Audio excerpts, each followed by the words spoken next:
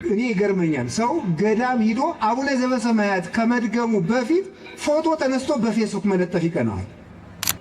ገዳሙን ለመሳለም ሂዳችሁ በዚያ ከቆራችሁ ገዳሙ ውስጥ መልአክ ሊገለጥላችሁ እኮ ተኙና እንራመድባችሁ ሳትሉን አትቀሩ ማለት ነው።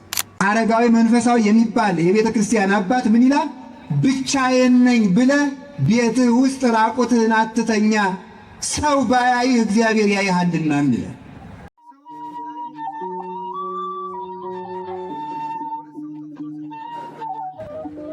እግዚአብሔርን የሚያምን ሰው ማለት ምን አይነት ሰው እንደሆነ ታውቃላችሁ? እግዚአብሔርን የሚያምን ሰው ማለት የትም ቦታ ሆኖ እግዚአብሔር ያየኛል የሚል ሰው ነው። አሁን ዛሬ እኮ እግዚአብሔር የሚያየን አይመስለንም። ቤተ ክርስቲያን ስንሆን የሚያየን ይመስለናል እንዴ? ሰው ጭፈራ ቤት ሲገባ፣ ሰው መሸታ ቤት ሲገባ፣ ሰው ዶርሙ ውስጥ ሲሆን፣ ሰው ቤቱ ውስጥ ሲተኛ መስኮቱን ዘግቶ አልጋውን ዘግቶ መጋረጃ ጋርዶ ሲተኛ ግን እግዚአብሔር የሚያየው ይመስላል? አንዳንዱ ሰው ሲበላ ግን እግዚአብሔር የሚያየው ይመስላችኋል? አይመስልም እኮ። ከተራራ ተፈንቅሎ የመጣ ድንጋይ አሳክሎ ሲጎርስ እግዚአብሔር የሚያየው አይመስልም። አንዳንዱ ሰው ሲሳደብ እግዚአብሔር የሚያየው አይመስልም። ሲሰርቅ እግዚአብሔር የሚያየው አይመስልም። እግዚአብሔር ደግሞ የትም ቦታ ያያል። እግዚአብሔር ዲያቆኑ ቅዳሴ ላይ ምንድን ነው የሚለው? ማንም ከዚህ መካከል በክፋት እንዳይኖር ተጠንቀቁ እግዚአብሔር ያያልና ነው የሚለው። ማንም በዚህ ቤተ ክርስቲያን ውስጥ በክፋት እንዳይኖር ተጠንቀቁ እግዚአብሔር ያያል። ቤተ ክርስቲያን ትክክል ነው፣ ግን ታክሲ ውስጥ እግዚአብሔር ያያል ትላላችሁ? መኪና ውስጥ እግዚአብሔር ያያል ትላላችሁ? ስራ ቦታ ቢሮ ውስጥ ስትሆኑ እግዚአብሔር ያያል ትላላችሁ? ነጋዴዎች ሱቅ ውስጥ እግዚአብሔር የሚያያቸው ይመስላሉ? አይመስሉም። እግዚአብሔር ቤተ ክርስቲያን ስንመጣ እግዚአብሔር የሚያየን መስሎን አቤቱ ጌታዬ ማረኝ፣ አቤቱ ጊዜ የሆነ ሰው እንኳን አጠገባችን ክፉ ነገር ቢናገር ምንድን ነው የምንለው? አንተ እግዚአብሔርን አትፈራም እንዴ? ቤተ ክርስቲያን እኮ ነው ያለው፣ ዝም በል እንበል። እሺ ቤተ ክርስቲያን ውስጥ እግዚአብሔርን አትፈራም ወይ እንበል። መንገዱ የሰይጣን ነው እንዴ?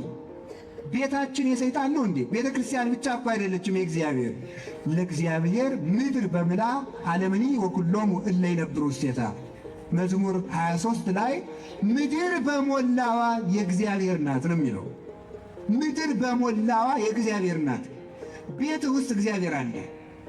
ለዚህ ነው አረጋዊ መንፈሳዊ የሚባል የቤተ ክርስቲያን አባት ምን ይላል? ብቻዬን ነኝ ብለህ ቤትህ ውስጥ ራቁትህን አትተኛ፣ ሰው ባያይህ እግዚአብሔር ያይሃልና ይላል። ሰው ባያይህ እግዚአብሔር ያይሃል። ጠባቂ መልአክህ ያይሃል። ሰዎችን ማታለል ብትችል እግዚአብሔርን አታታልለው። አለቃህን ብታታልለው እግዚአብሔርን አታታልልም። ሚስትህን ብታታልላት እግዚአብሔርን ማታለል አይቻልም። ባሎቻችሁን ብታታልሉ እግዚአብሔርን አታታልሉትም። የምትመሩትን ሕዝብ ብታታልሉ እግዚአብሔርን ማታለል አይቻልም። የዕቃ የምትሸጡለትን ሰው ብታታልሉት እግዚአብሔር አባይ ሚዛን፣ ሐሰተኛ ሚዛን በእግዚአብሔር ዘንድ አጸያፊ ነው ይላል። በስፍር የሚሰርቁ በሚዛን የሚሰርቁ ቤት ዘግተው ክፉ ምክር የሚመክሩ የከንፈር አምልኮ እያመለኩ በልቡናቸው ተንኮል የሞላባቸው ሰዎች እግዚአብሔርን አታይም አትሰማም ብሎ መሳደብ ነው። ስለዚህ ወጣቶች፣ ወንድሞቻችን፣ እህቶቻችን የትም ቦታ ኃጢአት ስሩ የሚል ሕሊና ሲመጣባችሁ እግዚአብሔር ያየኛል ማለት አለባችሁ። እስኪ በሉ ማን ያየኛል ያላችሁት? እግዚአብሔር ያየኛል ነው የሚባለው በእውነቱ ማለት ነው። ዮሴፍ በወጣትነት ዘመኑ እግዚአብሔር ያየኛል ያለ ሰው ነው።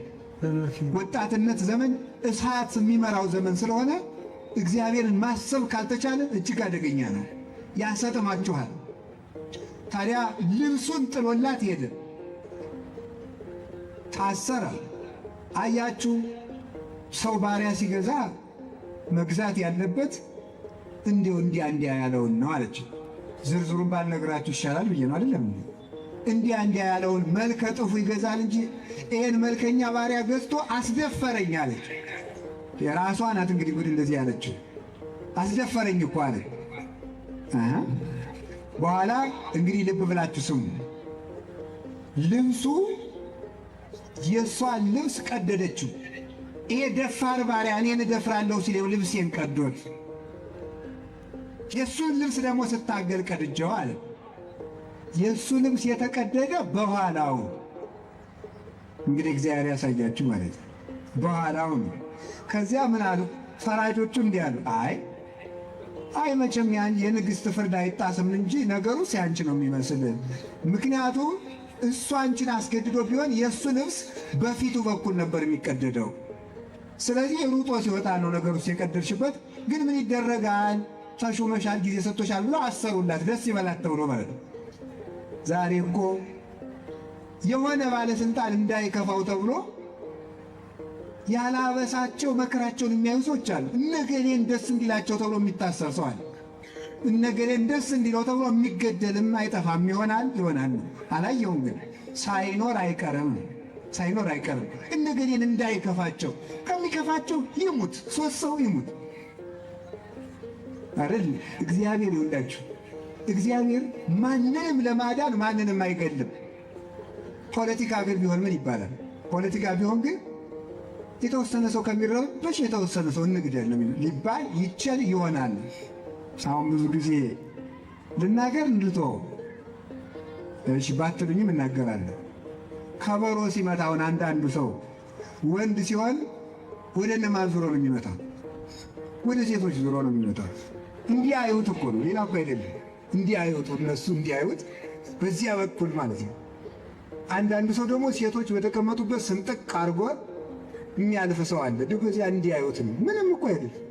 ስለዚህ ከበሮ እነገሌ እንዴት ነው የሚሉኝ፣ በነገሌ ምን ስዕል አለኝ እየተባለ ነው የሚመታው ማለት ነው። አሁን ከበሮ ሲመታ አስከስታው፣ እንቅጥቅጡ፣ ብር መሰኘቱ ምንድን ነው? ለእግዚአብሔር ነው ለሰዎች ነው? እንዲህ ማለት እኮ በቂ ነው።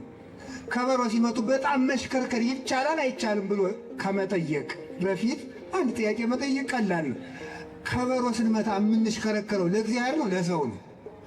ለሰው ነው። ሴቱም እንደዚያው ማለት ነው። ሴቱም ቢሆን ወንዶች እንዲያዩዋችሁ እያላችሁ ነው የምትኖሩት ሁሉ ይመስለኛል ነው እንግዲህ። እንዲያውም አንድ ጸሐፊ ምን ብሏል መሰላችሁ? የወንድ ልጅ ፍላጎት ማወቅ ከፈለግ ሴትን መመልከት ነው ይላል። ምን ማለት ይመስላችኋል? የምትለብሱት ወንዶች እንዴት ነው አድርገው የሚያስቡኝ እያላችሁ ነው። ጸሐፊው ነው ያላልኩም። እንዴት አድርገው የሚያስቡኝ ደስ እላቸዋለሁ አልላቸውም እያሉ የሚለብሱ ማለት ነው። ለሰው ተብሎ አይደለም የሚኖረው፣ ለእግዚአብሔር ተብሎ ነው። የመጀመሪያው እግዚአብሔር እኔን እንዴት አድርጎ ነው የሚያውቀኝ? በሌብነት ነው የሚያውቀኝ? በመለጋስነት። በውንብድና ነው የሚያውቀኝ? በቅንነት። በትጋት ነው የሚያውቀኝ? በስንፍና። በዝሙት ነው የሚያውቀኝ? በንጽህና። በጾም ነው የሚያውቀኝ? በሆዳምነት። በማመስገን ነው? በተሳዳቢነት ነው? በአስታራቂነት ነው? በነገረ ሰሪነት ነው የሚያውቀኝ ብሎ ነው። ከእግዚአብሔር ፊት ስላላችሁ መልክ ነው መጨነቅ። ለሰው ተብሎ ሰው አሁን ጆኮ ይገርማል። አንድ ሰው ብር ይሰጠና ቤተ ክርስቲያን እገሌ 50 ሺህ ብር ሰጥቷል እልል በሉለት ሰዎች። አሁን ሰውየውም ከዚያ በኋላ ምንድን ነው ሌላ ቀን 10 ብር ሲሰጥ ዝም ብልን ዛሬ አንሶ ነው ያለጨበጨቡልኝ ማለት ይጀምራል ማለት። እግዚአብሔር ይቀበለኛል ሳይሆን ሰዎች እንዴት አሉኝ ስለሆነ ማለት ነው። ሰዎች እንዴት አሉኝ፣ ሰዎች ተቀበሉኝ አልተቀበሉኝ። ሰውን መሰረት አድርጎ የሚሰራ ስራ ሰው ሲወድቅ አብሮ ይወድቃል፣ ሰው ሲፈርስ አብሮ ይፈርሳል። ሰውን እየተከተለ እግዚአብሔርን የሚከተል ሰውም ይጠፋል። እግዚአብሔርን ተከትሎ ከሰው ጋር ይኖራል እንጂ ሰውን ተከትሎ ከእግዚአብሔር ጋር አይኖርም። ሰው ተሰባሪ ነው፣ ሰው ተሰናካይ ነው፣ ሰው ወዳቂ ነው። ጽኑ እግዚአብሔር ነው። ሩጫቸውን የጨረሱና እሱን የመሰሉ ቅዱሳንን ግን እንከተላቸዋለን። አሁን ለዚህች ሰው ተብሎ ያ ጻድቅ ሰው ታሰረ። በኋላ እግዚአብሔር አልተወውም። ከእስር ቤት ውስጥ እያለ ደግሞ ሕልም የመፍታት ጸጋን ሰጠው እግዚአብሔር። እስር ቤት ሊያወጣው ሲፈልግ ማለት ነው። ነገር ሁሉ ለበጎ ነው የሚባለው ለዚያ ነው። ነገር ሁሉ ለበጎ ነው እስኪ በሉ አንድ ጊዜ መመነን። ነገር ሁሉ ለምንድን ነው? ለበጎ ነው። መታሰርም መጨነቅም ሰዎች ሁሉ ተሰብስበው ውሸታም መሆናቸውን ግድ የለም መልካም ነው። 11 ወንድሞች ነበሩ። 11ዱም ጨካኞች፣ 11ዱም ውሸታሞች፣ 11ዱም ደግሞ አሳልፈው የሚሰጡ ናቸው። ኢትዮጵያ ውስጥ 110 ሚሊዮን ሕዝብ ካለ 110 ሚሊዮን 109 ሚሊዮን 999 ሺህ ሰው ውሸታም ሆኖ አንድ ሰው ቢተርፍ እንኳን ይህም ቢሆን ለበጎ ነው። ይህም ቢሆን ለበጎ ነው። እግዚአብሔር በአንድ ሰው መፍትሄ ስለሚያመጣ ማለት ነው። አሁን ሰው በጣም የጨካኞችና የክፉ ሰዎች መብዛት እያስጨነቀው ነው። ብዙውን ሰው አለቀልን ብሎ ወደ መወሰንም እየደረሰ ነው። አንዳንድ ሰው ከዚህ በኋላማ ምን ቀረን እያለ ነው። እግዚአብሔር ሁሉም ክዶ አንድ ሰው ቢቀርም በዚያ መፍትሄ የማምጣት ኃይል ያለው አምላክ ነው እግዚአብሔር። ወንድሞቹ ሁሉ ሸጡት። ከዚያ ደግሞ የተሰደደበት ሀገርም ደግሞ እስራት። አንዳንድ ጊዜ መከራ ሲደራረብ እግዚአብሔር የሌለ ይመስላል። ሊቃውንት ይላሉ ደመና ሲበዛ ፀሐይ የሌለ ይመስላል፣ ውሸት ሲበዛ እውነት የሌለ ይመስላል፣ መከራ ሲበዛ እግዚአብሔር የሌለ ይመስላል ይላሉ።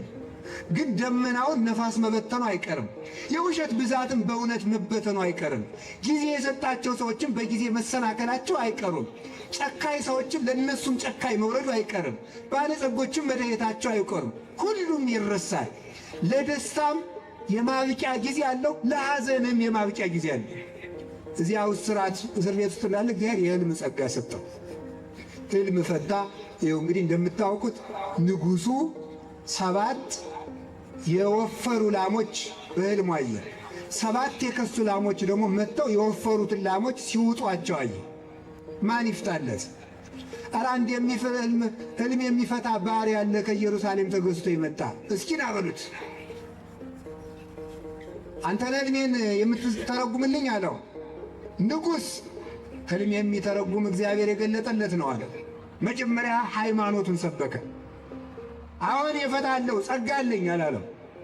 እንደዚህ ዘመን ሰው ማለት የዚህ ዘመን ሰው እንኳን ያለውን ጸጋ የሚመኘውን ጸጋ ሁሉ ነው በፌስቡክ የሚለጥፈው አይደለም እንዴ? የሌለውን ሁሉ ማለት አሁን እናንተ እኔ ይገርመኛል። ሰው ገዳም ሂዶ አቡነ ዘበሰማያት ከመድገሙ በፊት ፎቶ ተነስቶ በፌስቡክ መለጠፍ ይቀናል። እንዲሁ እኮ ግርም እኮ ነው የሚያደርገኝ እኮ እውነቴን እኮ ነው። እንደዚያ አሁን እኔ እኮ ገዳሙን ለመሳለም ሂዳችሁ በዚያ ከኮራችሁ ገዳሙ ውስጥ መልአክ ሊገለጥላችሁ እኮ ተኙና እንራመድባችሁ ሳትሉን አትቀሩም ማለት ነው። በጣም እንዴት ያለ እኮ ሰው ችኩል እንደሆነ ልብ ብላችሁ ስሙ። ይሄ ጸጋዬ የእግዚአብሔር ነው፣ ይሄ ስጦታዬ የእግዚአብሔር ነው ነው የሚባለው። ሕልም የሚተረጉም እግዚአብሔር ነው አለ። በል ተርጉምልኝ። 7 የከሱ ላሞች የተባለ የወፈሩ ላሞች 7 የጥጋብ ዘመን ይመጣል። 7 የከሱ ላሞች የተባሉት 7 የረሃብ ዘመን ይመጣል አለው። ምን ላድርግ አለው ንጉሡ። በ7ቱ የጥጋብ ዘመን ለረሃቡ ዘመን አጠራቅም፣ ሕዝቡን እህል አምጡ አልክና ሰብስብና መልሰ ለረሃቡ ዘመን ለሕዝቡ ታከፋፈላቸዋለህ።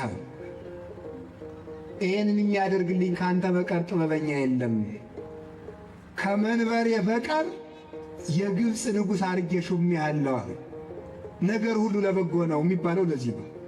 ወንድሞቹ ለባርነት በባዕድ አገር ቢሸጡት እግዚአብሔር በሕልም ፈችነት አማካኝነት በግብፅ ምድር ለባርነት በሄደበት አገር ለንጉሥነት እንዲሾም አደረገው።